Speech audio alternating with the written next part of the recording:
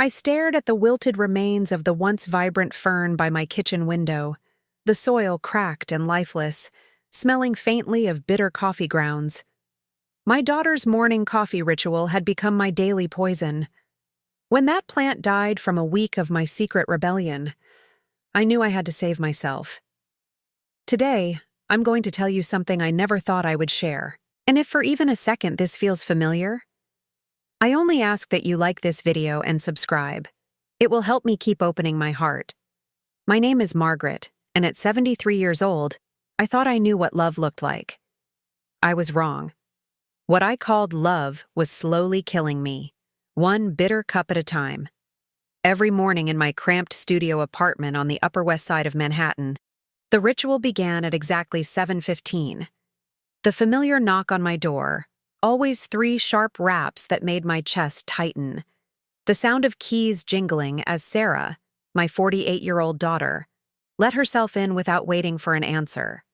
The clink of ceramic against my scratched kitchen counter as she set down that same chipped blue mug, the one with the faded "World's Greatest Mom" inscription that now felt like mockery. The smell would hit me first. Burnt coffee. Always burnt. She never learned, or perhaps never cared to learn, that I preferred my coffee light and sweet, the way my late husband Thomas used to make it during our 43 years of marriage. Instead, Sarah brewed it dark and bitter, the way she liked it. Assuming I should be grateful for any attention at all, I would sit in my worn velvet armchair, the one Thomas bought me for our 20th anniversary, watching her move through my tiny kitchen like she owned it.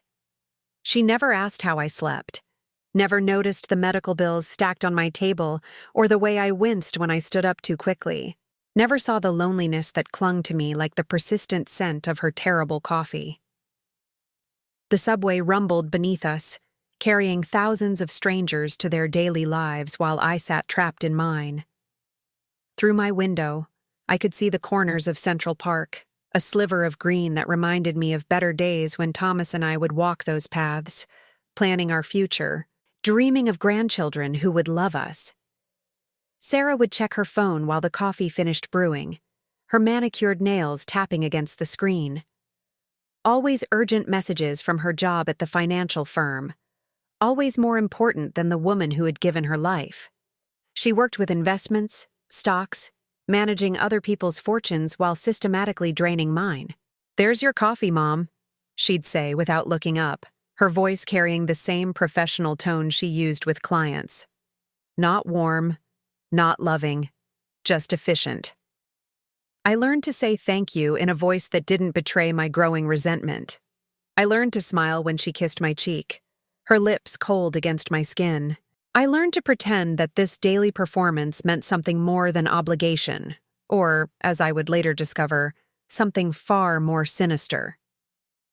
But that morning, the morning after my 3rd round of chemotherapy, something shifted inside me. The treatments had left me weak, nauseous, and desperately craving comfort. The apartment still smelled like the antiseptic wipes I'd used to clean everything after returning from the hospital. My hands shook as I reached for the mug, and for a moment, I thought she might notice. I thought she might ask about the treatment, about my fears, about whether I needed anything. Instead, she glanced at her phone again and announced she had an early meeting. She was gone before I could tell her about the night I'd spent vomiting, alone, wondering if anyone would find me if something went wrong. I sat there holding that bitter coffee, staring at my reflection in the dark liquid, and something inside me snapped. Not dramatically, not with tears or shouting. It was quieter than that, like a thread being cut with careful precision. I looked at the fern by my window, the one Thomas had given me 30 years ago. It had survived moves, seasons, even a brief abandonment when I'd spent 2 months in the hospital after my heart attack. That plant had been my faithful companion, thriving in the small patch of sunlight that found its way through the Manhattan skyline. Without thinking, I stood up and poured the entire mug of coffee into the plant's soil. The rich black liquid disappeared into the earth, and I felt something I hadn't experienced in years: rebellion. It was small, almost pathetic, but it was mine. I rinsed the mug and placed it back on the counter, exactly where Sarah had left it. Tomorrow, I thought, I'd do it again. And I did. For 7 days, I performed my own morning ritual. Sarah would arrive with her burnt coffee and her cold efficiency. I would accept the mug with the same grateful smile. But the moment she left, I would pour every drop into that Fern's pot. Have you ever felt so powerless that you had to find rebellion in the smallest acts? Have you ever felt invisible in your own life? By the 4th day, the Fern's leaves began to yellow. By the 7th day, they were brown and curling.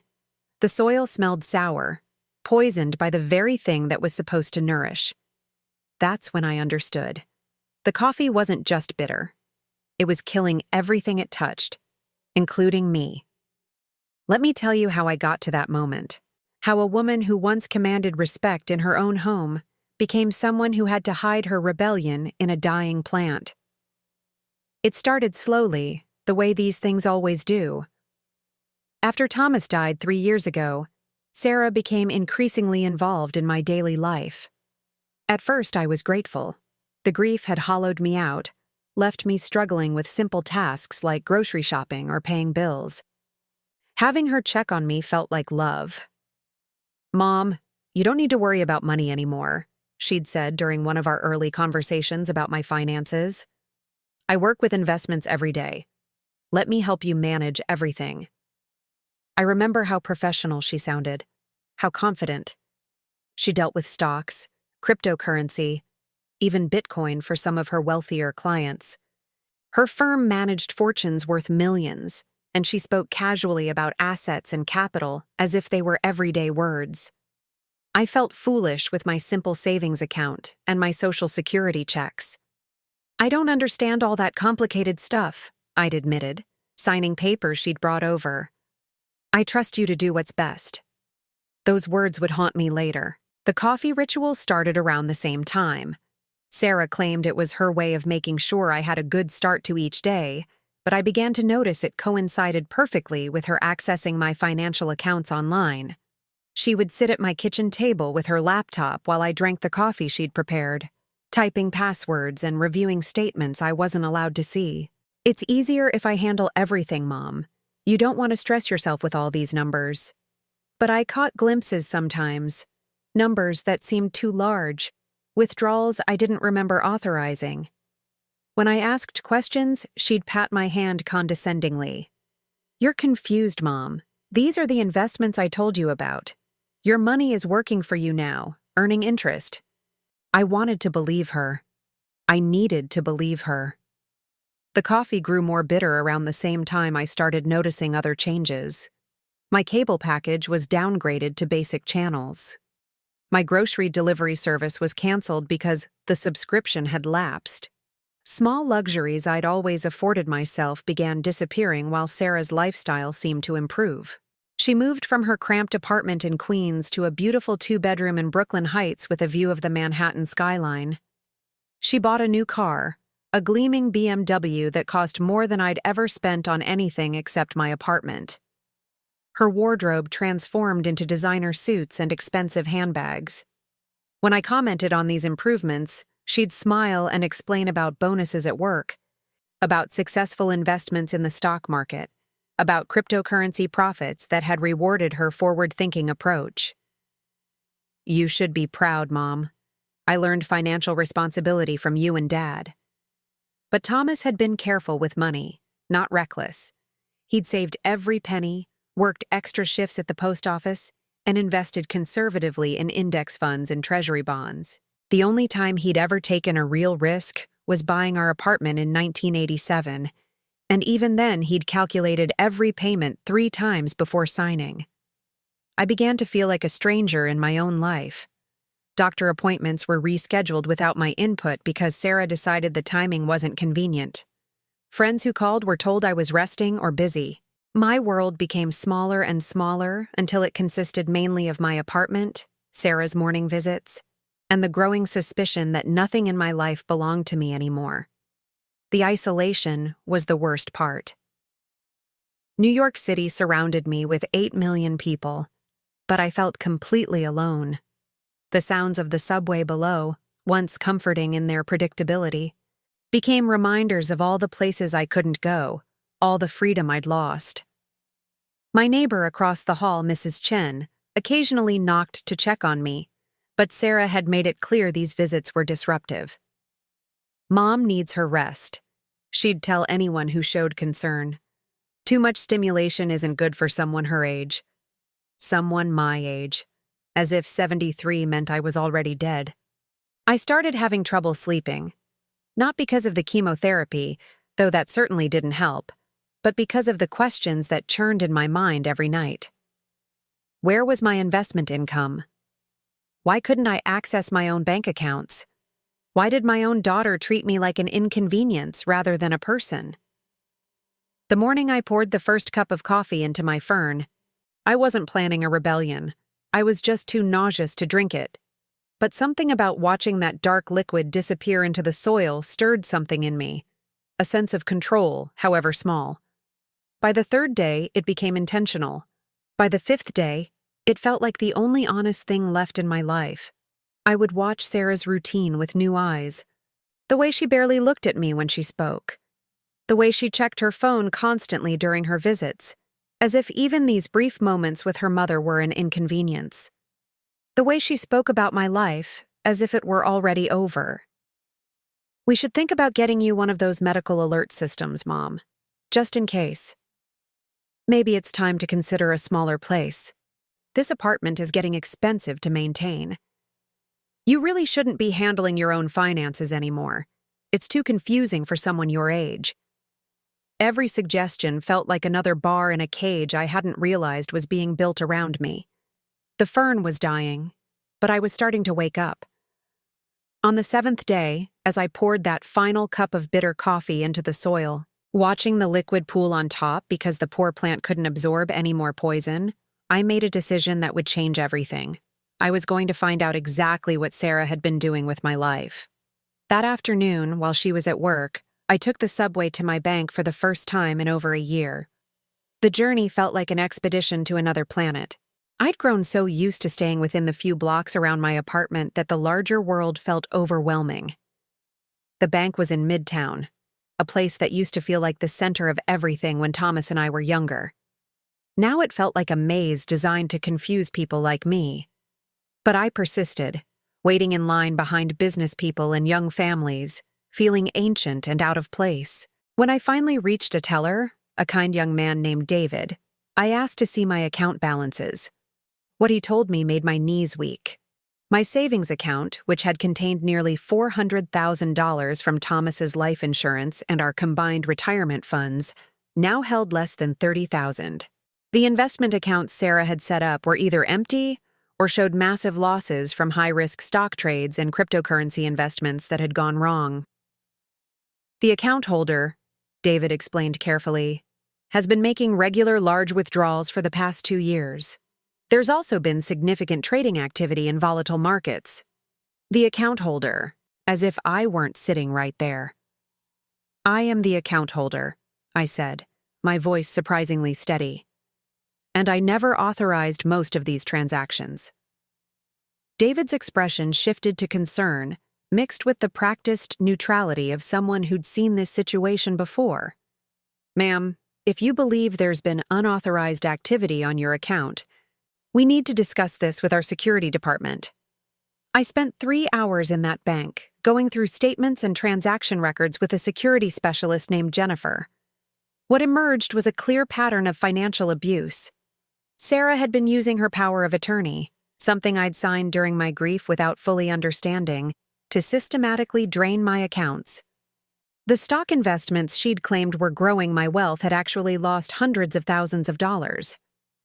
The Bitcoin purchases she'd made on my behalf had mostly resulted in losses when the cryptocurrency market crashed. But the most damaging transactions were the simple cash withdrawals. $5,000 here, $10,000 there, always just small enough to avoid triggering automatic alerts. This is elder financial abuse, Jennifer said gently. It's more common than you might think. Family members often feel entitled to their older relatives' assets, especially when they have legal authority to manage them. Legal authority. Those words echoed in my mind as I took the subway home, clutching a folder full of evidence that my own daughter had been stealing from me for over 2 years. The train was crowded with evening commuters, people heading home to families who loved them, to dinners and conversations, and the comfortable routines of normal life. I sat among them feeling like a ghost, invisible and insubstantial. When I got back to my apartment, the dead fern sat by the window like an accusation. Its brown leaves had started dropping, littering the windowsill with the remnants of what had once been alive and thriving. I knew exactly how it felt. That evening, I did something I hadn't done in months. I called my son Michael in Chicago. We hadn't spoken regularly since Thomas died, partly because of the distance, but mostly because Sarah had made it clear that my calls were burdensome. "Mom!" Michael's voice carried genuine surprise and pleasure. "It's so good to hear from you. How are you feeling? Sarah said your treatments have been rough." Treatments, plural, as if Sarah had been keeping him updated on my condition. "Michael," I said, "I need to ask you something. Has Sarah ever talked to you about my finances? About investments she's been making for me?" There was a pause, long enough for me to hear his television being muted in the background. "She mentioned that she was helping you manage things after Dad died. She said you were having trouble keeping track of everything and that she was making sure your money was working for you." Having trouble keeping track of everything. The words stung because there was enough truth in them to make me doubt myself. Did she ever mention specific amounts, or what kinds of investments? Another pause. "Mom, is everything okay? You sound worried." I wanted to tell him everything. About the coffee ritual, about the dead plant, about the bank statements and the empty accounts. But something held me back.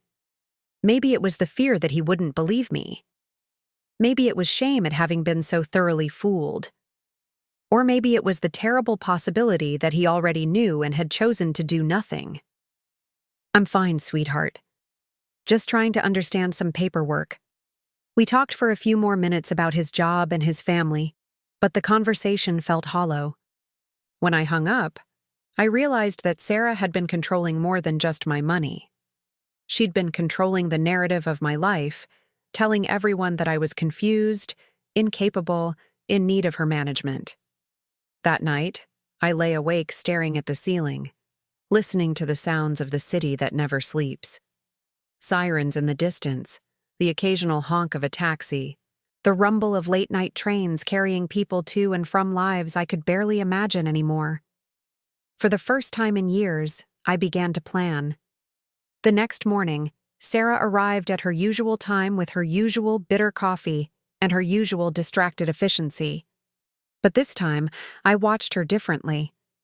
I noticed how she positioned herself so she could see my laptop screen when I wasn't using it. I noticed how she casually asked about any mail I'd received, any phone calls I'd had.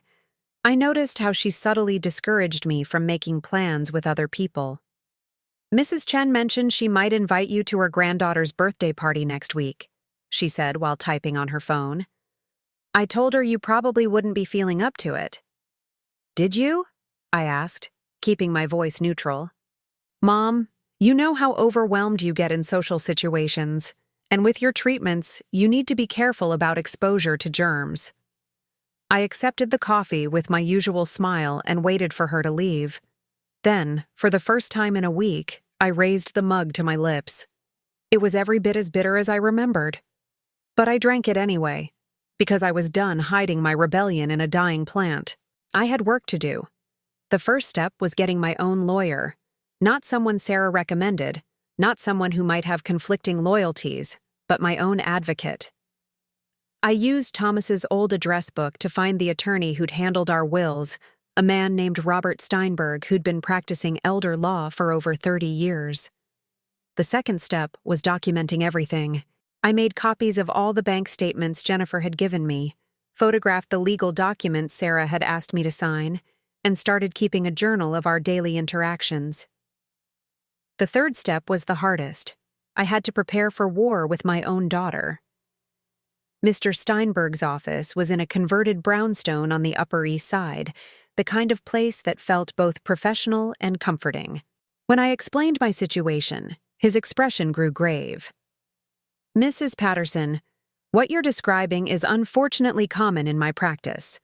Adult children often justify financial abuse by convincing themselves they're entitled to their parents' money, especially when they have legal access to it." He reviewed the documents I'd brought, making notes and occasionally shaking his head.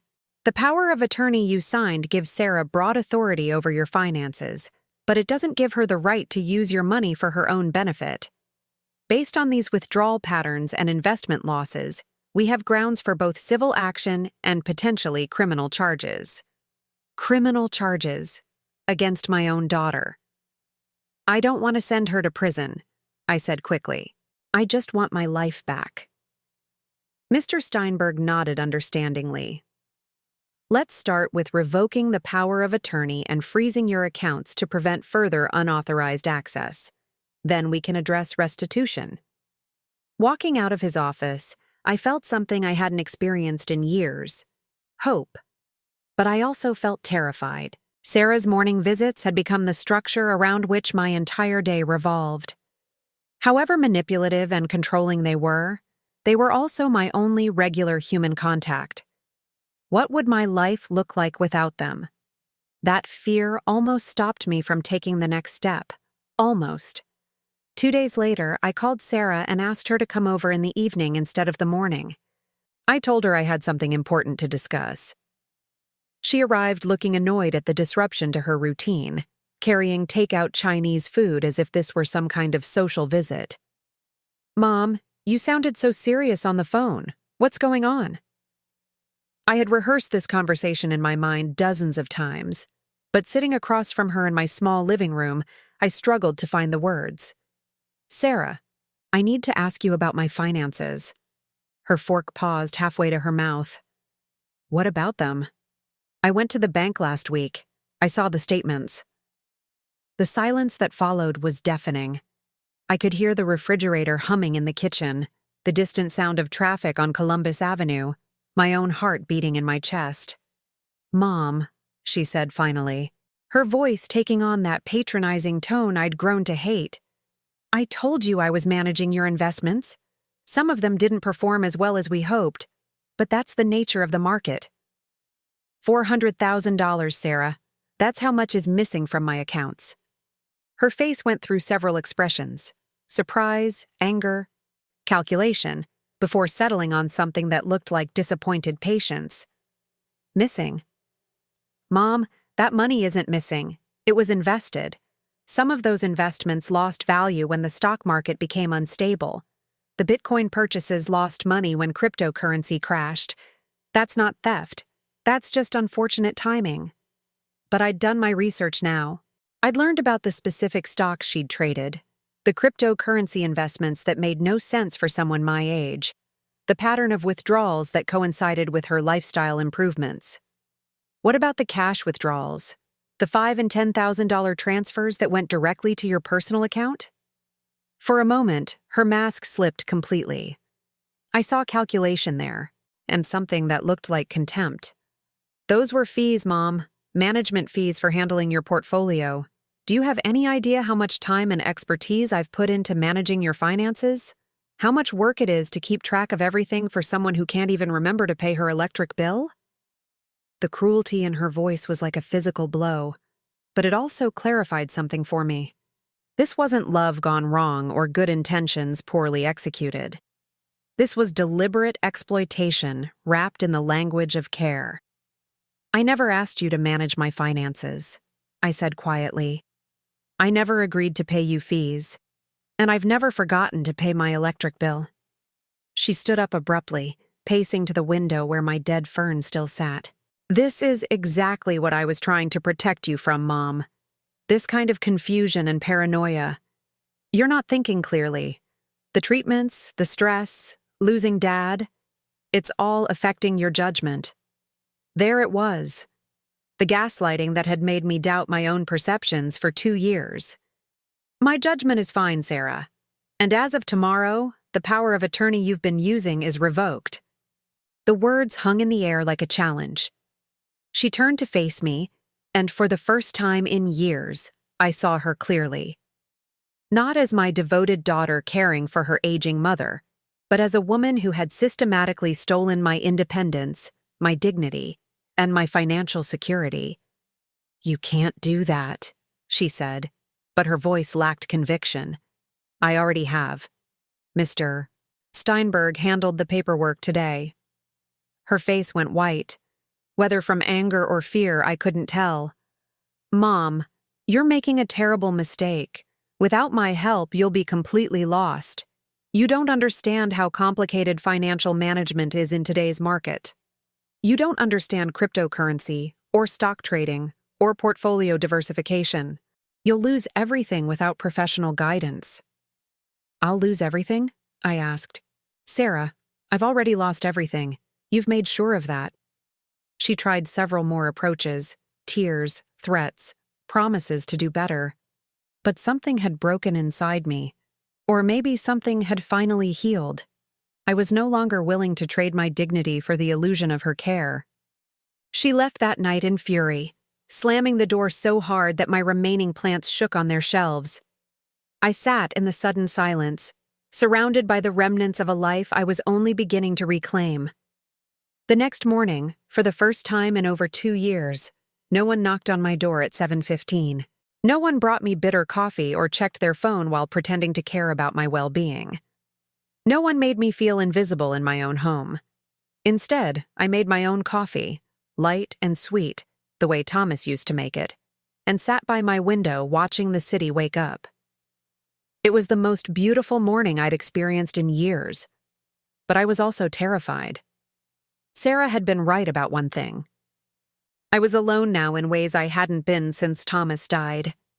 The prospect of managing my remaining finances, dealing with my medical care, navigating the complexities of daily life without her involvement, felt overwhelming. Money had always been a source of anxiety for me. Growing up during the Depression, my parents had drilled into me the importance of saving every penny, of never spending frivolously, of preparing for disasters that might arrive without warning. Thomas had shared those values, and together we'd built a modest fortune through careful saving and conservative investing. Now, with most of that wealth gone, I felt the old fears returning. What if I couldn't afford my medical treatments? What if something happened to my apartment? What if I ended up alone and destitute, one of those elderly people you see on the news who dies forgotten in a nursing home? But underneath the fear was something else, relief. For the first time in 2 years, I could think without someone else's agenda clouding my judgment. I could make decisions without someone questioning my competence. I could exist without performance, without gratitude for crumbs of attention. I spent that first morning doing something absurd. I threw away the dead fern. It had served its purpose, absorbing all that poisoned coffee, all that bitter pretense of care. But now it was time to let it go. The empty pot sat on my windowsill like a promise, room for something new to grow. 3 days passed before Sarah tried to contact me. She left voicemails that progressed from angry to pleading to threatening. She sent text messages alternating between apologies and accusations. She even tried calling Michael, hoping he would intervene on her behalf. But during those 3 days, I had made contact with my own world. Mrs. Chen, my neighbor, had been delighted when I knocked on her door and accepted her invitation to her granddaughter's birthday party. The celebration was small, held in the community room of our building, but it was full of laughter and genuine warmth. "I was so worried about you," Mrs. Chen confided while we watched the children play. "Your daughter always said you were too sick for visitors, but you look much better now." I also reconnected with my old friend Eleanor, someone Sarah had effectively cut out of my life by claiming I was too unwell for social obligations. Eleanor lived in a senior community in Queens, and she invited me to join their book club. "We're reading mysteries this month," she said over the phone. Seemed fitting somehow. Most importantly, I had a long conversation with Michael. This time, I told him everything about the missing money, about the financial abuse, about the isolation and control that had defined the past 2 years of my life. His response surprised me. "Mom, I had suspicions something wasn't right. Sarah always seemed evasive when I asked about your care, and some of the things she told me didn't add up. But I was dealing with my own problems here, and I guess I took the easy way out by assuming she had everything handled." His honesty was both painful and healing. We talked about ways he could be more involved in my life despite the distance, about visits we could plan, about regular phone calls that wouldn't be filtered through Sarah's control. When Sarah finally showed up at my door unannounced, I was ready for her. She looked terrible, haggard, desperate, angry. The polished professional facade had cracked, revealing something raw underneath. "Mom, we need to talk. You're destroying our family with these accusations." I let her in, but I didn't offer her coffee. "What accusations, Sarah? I simply took back control of my own finances. You've hired a lawyer to attack me. You've turned Michael against me. You're acting like I'm some kind of criminal when all I've done is try to take care of you." There was something almost believable in her wounded tone, and for a moment, I felt the old guilt rising. Maybe I was overreacting. Maybe the financial losses really were just bad luck in volatile markets. Maybe her fees were legitimate compensation for services rendered. Then I looked at the empty windowsill where my poisoned fern had died, and I remembered the truth. "Sarah, if you were taking care of me, you would have asked what I needed instead of deciding for yourself. You would have included me in decisions about my own money instead of hiding the statements. You would have encouraged my friendships instead of isolating me from everyone who cared about me. That's not what happened. You stole from me," I said simply. "Not just money, though you certainly did that. You stole my autonomy, my dignity, my connections to other people. You made me a prisoner in my own life and convinced me it was for my own good." Her face cycled through several emotions before settling on cold anger. "Fine. You want to be independent? You want to manage everything yourself? Good luck with that.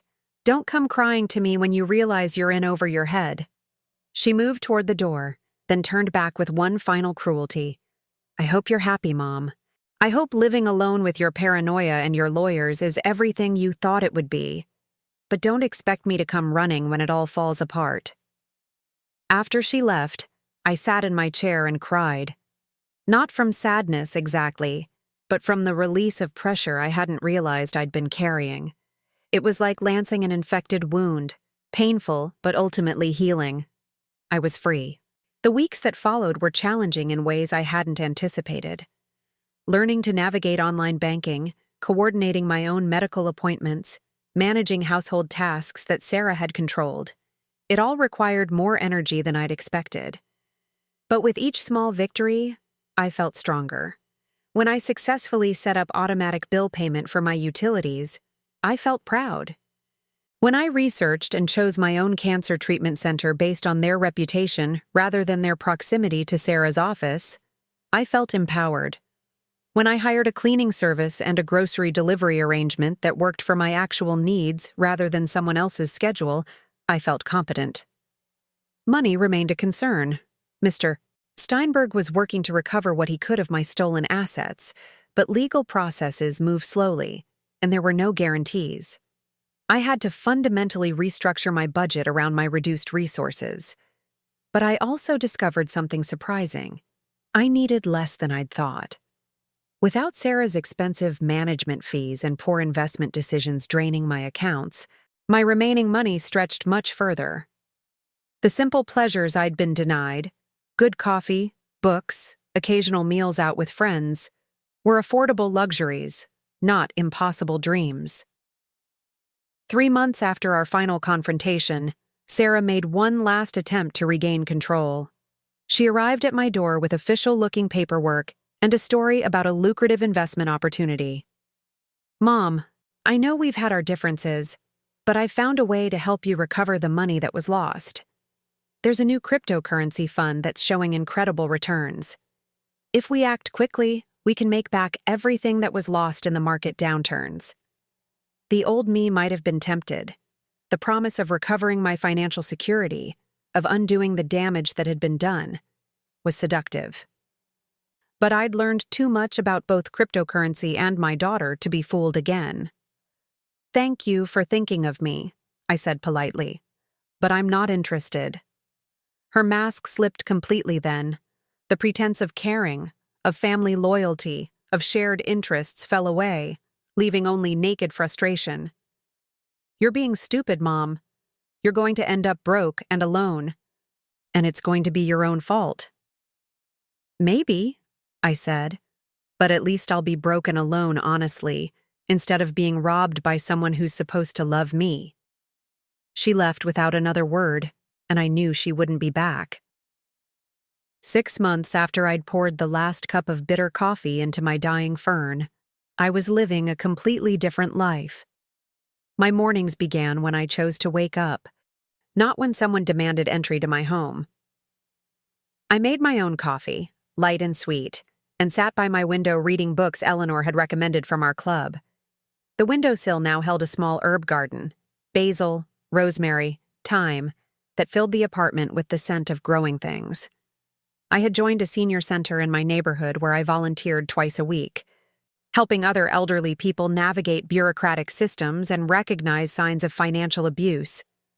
My experience with Sarah had given me a particular sensitivity to family manipulation, and I'd helped 3 other women reclaim control of their own lives. My medical care was in my own hands now. I'd found an oncologist who treated me like a partner in my care rather than a burden to be managed. My treatments were progressing well, and for the first time since my diagnosis, I felt hopeful about my prognosis. Michael had visited twice, and we were planning a trip together to see my sister in Arizona. Sarah had tried to poison that relationship too, telling him that travel would be too stressful for me. But we'd decided to let me determine my own limitations. Money was still tight, but Mr. Steinberg had managed to recover about $60,000 of what Sarah had stolen. It wasn't everything, but combined with my Social Security and the small pension from Thomas's job, it was enough for me to live with dignity. More importantly, I'd discovered that dignity wasn't something that could be purchased or lost through financial manipulation. It was something that lived inside me, something that could be suppressed but never completely destroyed. I think about that fern sometimes, about how it absorbed all that poison without complaint until it finally succumbed. I think about how I'd been doing the same thing, absorbing Sarah's bitterness, her contempt, her systematic destruction of my autonomy, until I finally had the courage to stop. The difference between the plant and me was that I had choices the fern didn't have. I could recognize the poison for what it was. I could refuse to keep absorbing it. I could choose life over the slow death of manipulation and control. On quiet evenings, I sit by my window with a cup of properly made coffee and watch the sun set over Central Park. The city spreads out below me, full of people living their own complicated lives, facing their own struggles with family and money, and the challenge of maintaining dignity in an indifferent world. I think about the person I was a year ago, isolated, controlled, slowly disappearing under the weight of someone else's agenda. I think about the person I am now, free, connected to genuine relationships, making my own choices for better or worse. The transformation wasn't easy. There were nights when I questioned whether I'd made the right decision, days when the practical challenges of independence felt overwhelming. Moments when I missed even Sarah's poisonous attention because it was better than no attention at all. But every morning when I wake up in my own space on my own schedule and make my own decisions about how to spend my day, I know I chose correctly. Recovery isn't just about getting your money back, though that's important. It's not just about cutting off toxic relationships, though that's sometimes necessary. It's about remembering who you are underneath all the layers of other people's expectations and manipulations. It's about choosing yourself, even when that choice feels selfish or scary or impossibly difficult. It's about recognizing that love, real love, doesn't come with a price tag or a list of conditions. It doesn't require you to surrender your agency or accept abuse in exchange for companionship. It doesn't poison everything it touches. Real love, I've learned, is what I found with Mrs. Chen and Eleanor and the other people who've welcomed me into their lives without asking for anything in return. It's what Michael has shown me in our renewed relationship, built on honesty rather than obligation. It's what I'm slowly learning to give myself. The herb garden on my windowsill is thriving now. The basil has grown tall and fragrant. The rosemary is developing woody stems. The thyme spreads in a small green carpet across the soil. They grow in the same spot where my fern died, but in clean soil, with water instead of poison, with attention that nurtures rather than destroys. I tend them carefully, but I don't control them. I give them what they need and let them grow in their own way, at their own pace. It's a different kind of care than Sarah ever showed me. Patient instead of urgent, nurturing instead of managing, respectful instead of dismissive.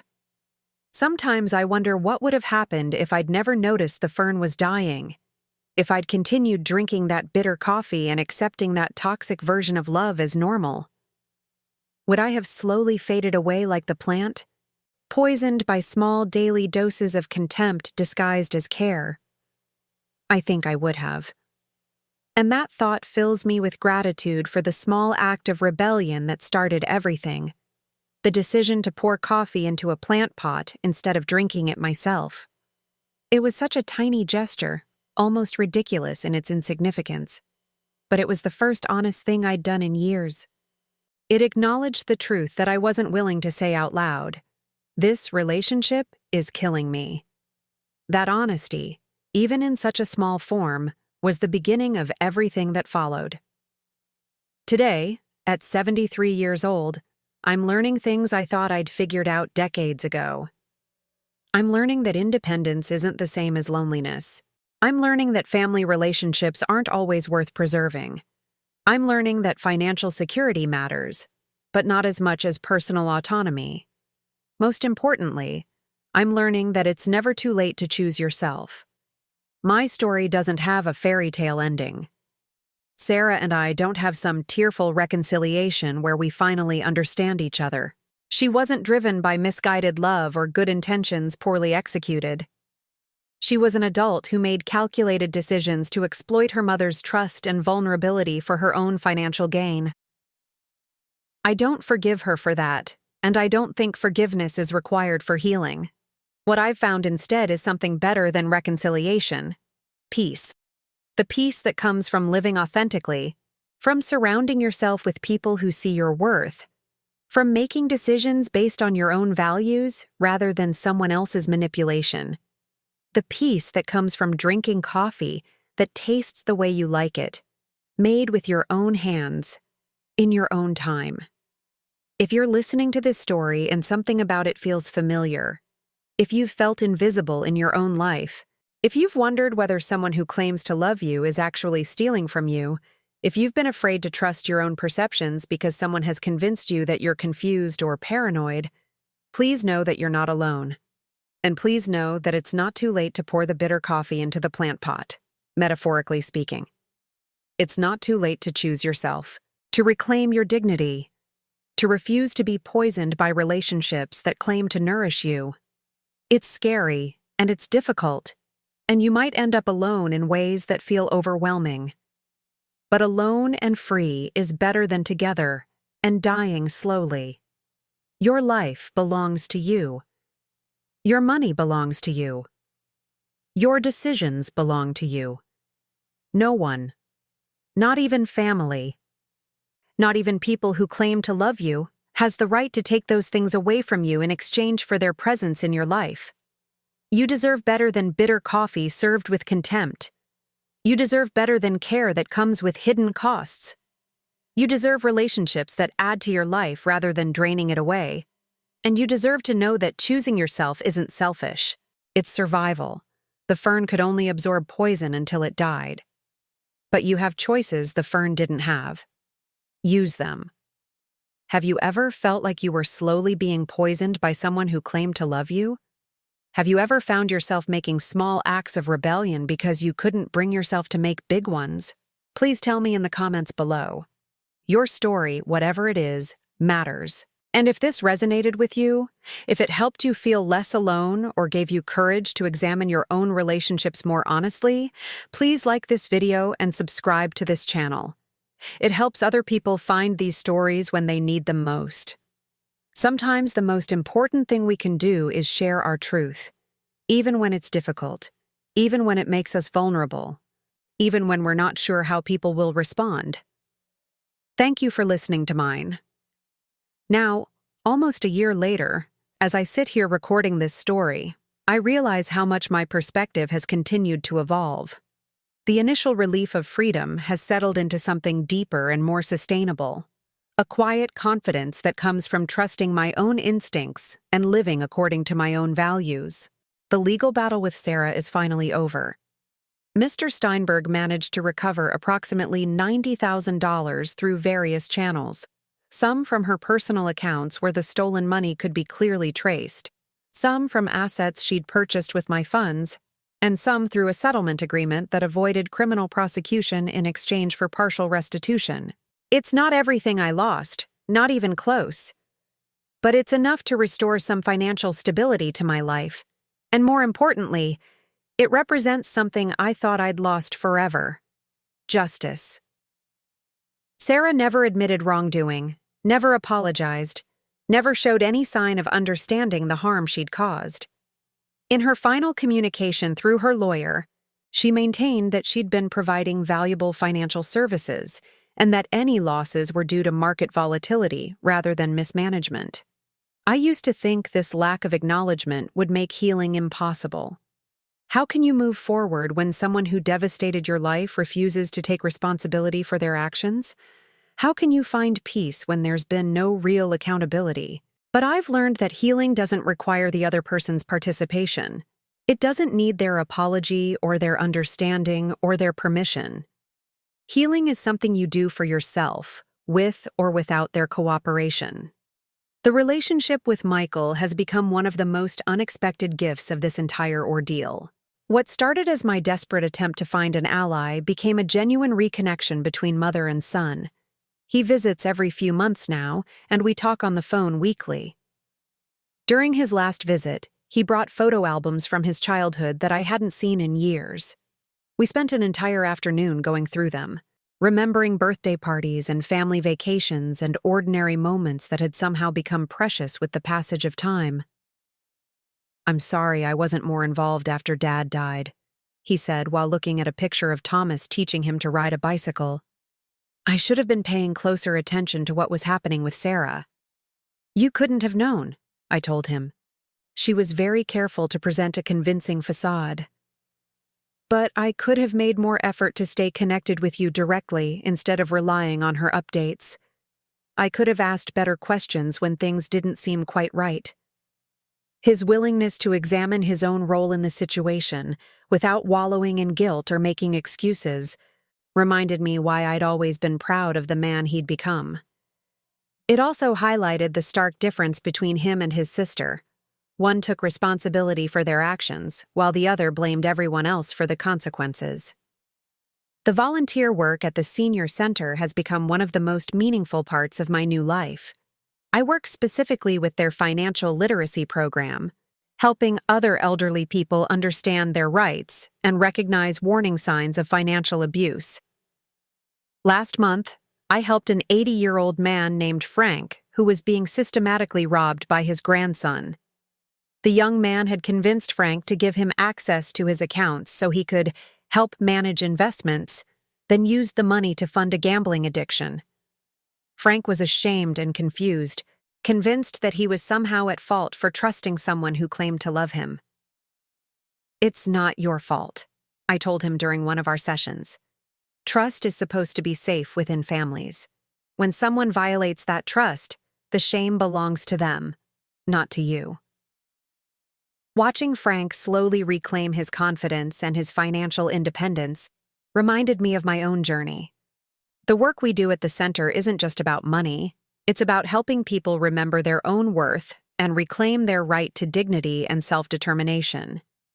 I've also become something of an informal counselor for other women who've experienced similar situations. Word gets around in communities like mine, and I regularly receive calls from people who've heard my story and recognize elements of their own lives in it. Just last week, I spent 2 hours on the phone with a woman named Rita, whose son had isolated her from her friends and was pressuring her to sell her house and move in with his family. She was afraid to resist because she didn't want to lose contact with her grandchildren, but she sensed that something wasn't right about the situation. Trust your instincts, I told her.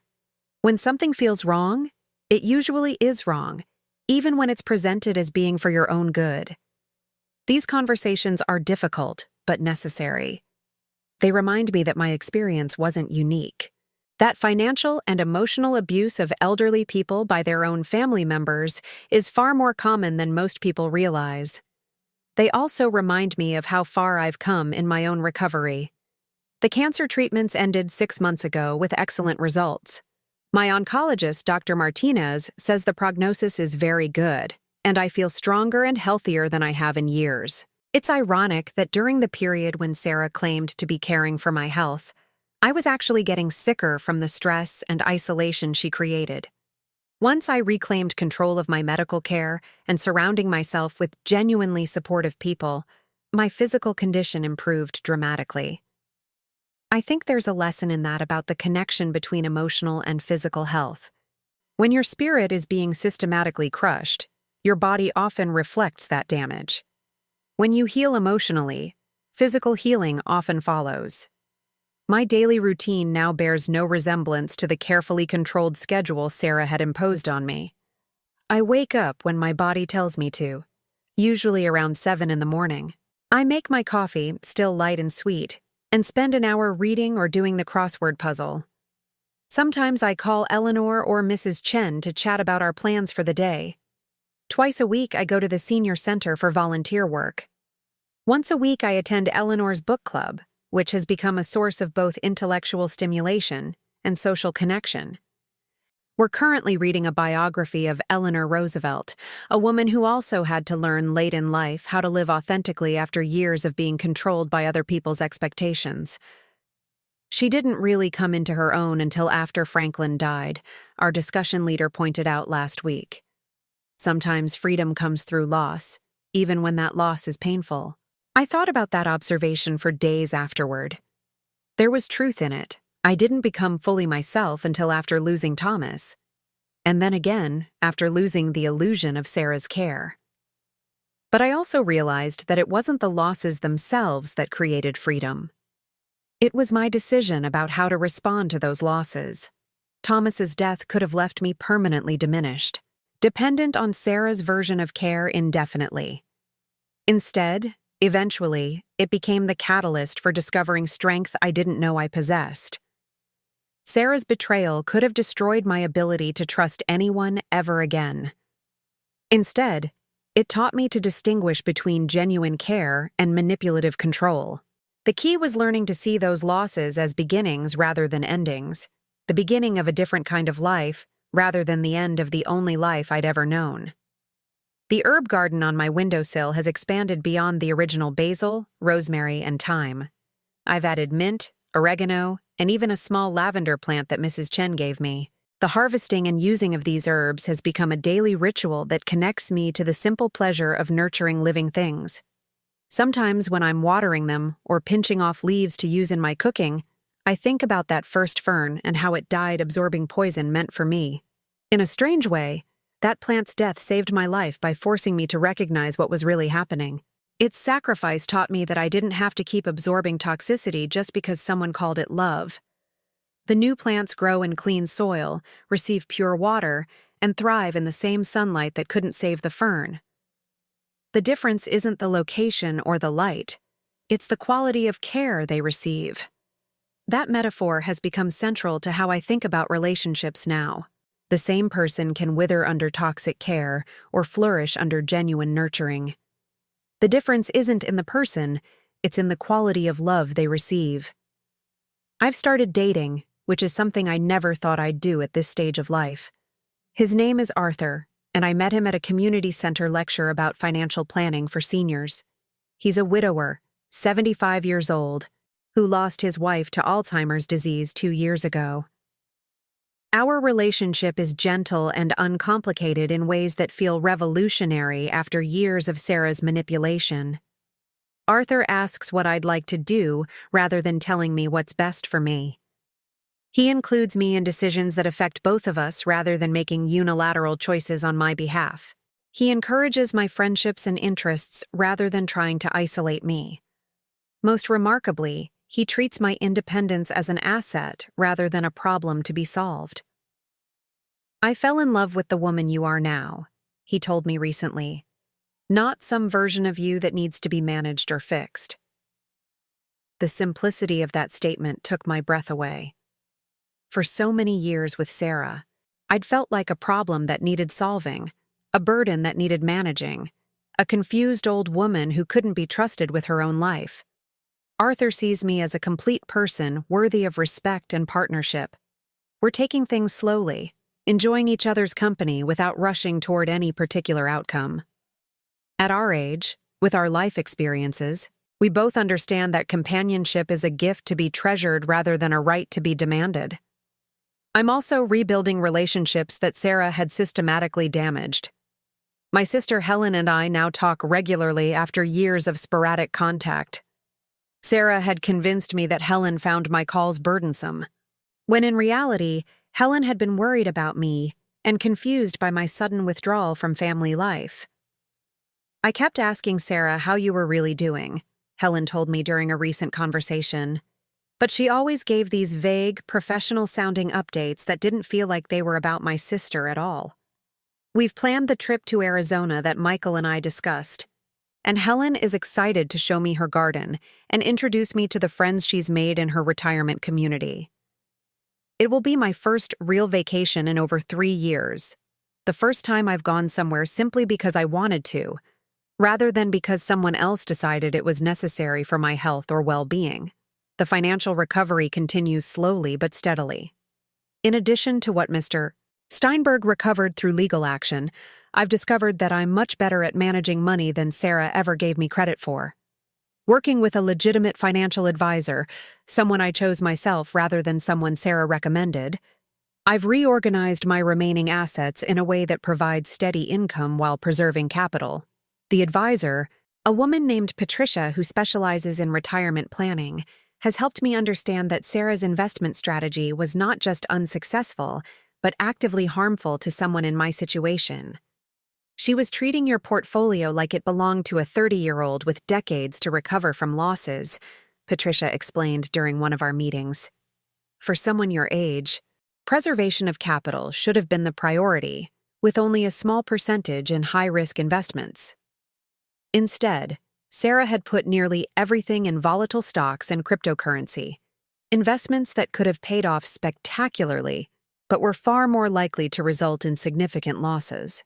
Whether this was due to incompetence or deliberately risky behavior designed to justify her management fees, I'll never know. The end result was the same: the systematic destruction of my financial security. Under Patricia's guidance, I've rebuilt a modest but stable investment portfolio focused on dividend-paying stocks, government bonds, and other conservative instruments appropriate for someone my age. The returns aren't spectacular, but they're steady and predictable, which gives me the peace of mind that Sarah's high-risk gambling never could. I've also learned to use technology in ways that give me greater control over my finances. My smartphone now has banking apps that let me monitor my accounts in real time, something Sarah had discouraged by claiming it was too complicated for me to understand. My laptop is set up with financial software that helps me track expenses and maintain a budget. The irony is that I'm now more technologically sophisticated than I was when Sarah was supposedly helping me navigate the complex modern world. The difference is that I learned these skills at my own pace, with patient teachers who wanted to empower me rather than maintain dependence. One of the most unexpected developments in my new life has been my relationship with social media. Michael helped me set up accounts on Facebook and Instagram, initially just to stay connected with family and see photos of his children. But I've discovered online communities of people who've experienced elder abuse, financial manipulation, and family estrangement. Reading their stories and sharing my own has been both heartbreaking and healing. I'm not alone in what I experienced. There are thousands of people who've been robbed, isolated, and manipulated by family members who claim to love them. There are also thousands of people who've found the courage to reclaim their lives, often later in life than seems possible. I've become something of an advocate in these online spaces, sharing resources about legal options for abuse victims and encouraging people to trust their own perceptions when something feels wrong. My story has been shared hundreds of times, and I regularly receive messages from people who say it gave them courage to examine their own situations more closely. "You helped me realize that my daughter's help was actually control," one woman wrote. "I poured my own metaphorical coffee into the plant pot today." These messages remind me that sharing difficult truths can have ripple effects far beyond what we imagined. My willingness to be vulnerable about my experience with Sarah has apparently helped other people recognize similar dynamics in their own lives. The legal resolution of my case has also had broader implications. Mr. Steinberg used the documentation from my situation as part of a presentation he gave to local law enforcement about recognizing and prosecuting elder financial abuse. The patterns we identified in Sarah's behavior have become a template for investigating similar cases. Your willingness to fight back instead of just accepting the loss has helped us develop better tools for protecting other elderly people, he told me recently. The discovery process in your case revealed techniques that we now know to look for in other investigations. I'm proud that something positive has come from such a negative experience. If my suffering can help prevent even one other person from going through what I endured, then it serves a purpose beyond my own recovery. The relationship with my grandchildren, Michael's kids, has also been restored. Sarah had told them that I was too sick and fragile for regular contact, which had gradually reduced our communication to brief, awkward phone calls on birthdays and holidays. Now we video chat weekly, and they're planning to visit this summer. "Grandma, you seem so much happier than you used to," my granddaughter Emma observed during our last call. She's 15 now, old enough to remember when I seemed sad and withdrawn, though she didn't understand why at the time. "I am happier, sweetheart," I told her. "I've learned some things about how to take better care of myself." Having the energy and freedom to be a real presence in their lives again is one of the unexpected gifts of this entire ordeal. Sarah's control had robbed me not just of my money and independence, but of my role as a grandmother. Reclaiming that relationship has been profoundly healing. Looking back now, I can see that the coffee ritual was never really about coffee. It was about power and control, about establishing dominance through a daily reminder of who was in charge. The bitterness of the drink was symbolic of the bitterness Sarah felt toward having to deal with an aging parent, and she made sure I absorbed that bitterness along with everything else she poured into my life. The morning visits weren't care, they were surveillance. The financial management wasn't help, it was theft. The isolation from friends and family wasn't protection, it was imprisonment. But I also understand now that I wasn't as powerless as I felt at the time. Even when I thought I had no choices, I was making small ones every day. The decision to pour coffee into a plant pot was tiny, but it was mine. It was the first step in a journey back to myself. That's what I want people to understand about abusive relationships, whether they involve family members or romantic partners or anyone else who claims to have your best interests at heart. You always have more power than you think you do, even when that power seems insignificant. The power to say no, even in small ways. The power to ask questions, even when you're told the answers are too complicated for you to understand. The power to maintain relationships that someone else wants to control or eliminate. The power to trust your own perceptions, even when someone is actively trying to convince you that you're confused or paranoid. These small powers can seem meaningless when you're trapped in a situation that feels overwhelming and inescapable. But they're the seeds of larger changes, the beginning of the journey back to yourself. Recovery from this kind of abuse is not a straight line. There are setbacks, moments of doubt, times when the old patterns reassert themselves, and you find yourself questioning your own judgment again. There are lonely nights when you wonder if independence is worth the isolation, difficult days when you struggle with tasks that someone else used to handle, however poorly. But there are also moments of pure joy that make everything worthwhile. The first time you make a decision based purely on your own preferences. The first time someone treats you like a competent adult instead of a burden to be managed. The first morning you wake up and realize that your day belongs entirely to you. These moments accumulate over time, building a foundation of self-trust that becomes stronger than any external validation. You learn to drink your coffee the way you like it, to spend your money on things that bring you joy, to surround yourself with people who see your worth. You learn that you are enough, exactly as you are, without anyone else's management or improvement or control. As I finish recording this story, I'm sitting in my garden. Not the windowsill herbs, though they're thriving, but a small plot in the community garden that the senior center helped me lease. It's early evening, and the late summer light filters through the leaves of the tomato plants I've grown from seed. Arthur is here with me, reading quietly on a bench I bought with my own money, chosen according to my own taste, Mrs. Chen and Eleanor are coming by later for dinner. A meal I'll cook using herbs from my own garden, served on dishes I selected myself, in an apartment that feels like home again. The fern is long gone, of course, but in its place, life grows abundantly. Not just the plants, but relationships based on mutual respect rather than power and control.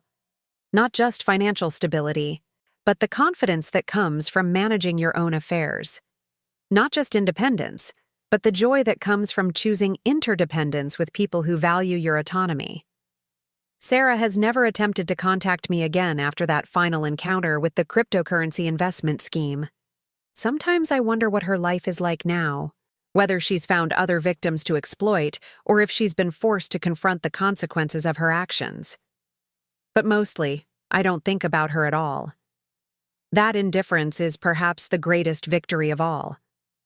For so long, my emotional energy was consumed by the relationship with her. First by gratitude for her supposed care, then by growing unease about her control, finally by the effort required to escape her manipulation. Now she occupies no space in my daily thoughts, except when I'm helping other people recognize similar patterns in their own lives. She has become irrelevant to my happiness, which is exactly as it should be. The woman I am now would be unrecognizable to the woman who sat in that velvet armchair 2 years ago, drinking bitter coffee and feeling invisible in her own life. That woman was disappearing slowly, poisoned by small daily doses of contempt disguised as care. This woman, the woman I am now, is vibrantly alive, connected to genuine relationships, and absolutely certain of her own worth. The transformation didn't happen overnight, and it wasn't easy. But it was possible, even at 73, even after years of systematic manipulation, even when everyone around me had been convinced that I was no longer capable of managing my own life. It's never too late to choose yourself. It's never too late to trust your own perceptions. It's never too late to refuse the bitter coffee and demand something better. Your life belongs to you. Use it well. If my story has touched something in your own experience, please don't keep it to yourself. Share this video, tell a friend, start a conversation about the things we don't usually talk about in families. Sometimes the most important thing we can do is break the silence around experiences that thrive in secrecy. And remember, you deserve relationships that nourish you rather than draining you. You deserve care that respects your autonomy rather than destroying it. You deserve love that sees your worth rather than exploiting your vulnerabilities. You deserve better than bitter coffee served with contempt. Don't settle for less. The herbs in my garden are ready for harvest now. The basil is full and fragrant, the rosemary sturdy and resilient, the thyme spreading in a carpet of tiny, perfect leaves. They grow in clean soil, receive pure water, and flourish in the light, just like I do. Thank you for listening to my story. Thank you for caring about what happens to people like me, people who've been invisible for too long in families that claim to love them. Thank you for believing that it's never too late for someone to reclaim their dignity and their voice. And thank you for reminding me, by your attention and your compassion, that my story matters. Because in the end, that's what this is really about. The radical act of insisting that your story matters, that your life has value, that your choices deserve respect, that you matter, even when the coffee is bitter, even when the love feels poisonous, even when everyone around you has been convinced that you're too old, too confused, too much trouble to be worth listening to. You matter. Remember that, and never, ever let anyone convince you otherwise.